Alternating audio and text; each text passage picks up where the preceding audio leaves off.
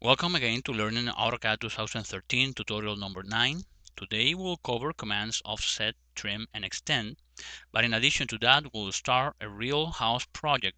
What you have on the screen right now is a drawing that we'll accomplish during some weeks, starting from scratch, and then we'll create a 3D representation as you can see here. These tutorials are being produced by AutoCAD for you, and just remember, if you enjoy, feel free to share and give a like.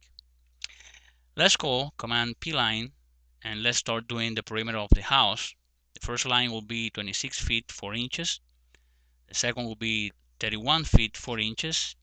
And now move up with 7 feet 8 inches.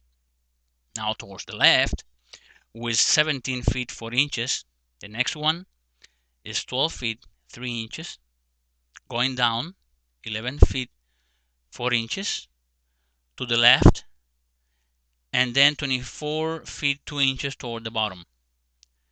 Now 12 feet to the right, now 8 feet 10 inches going up, and then to the right again 11 feet.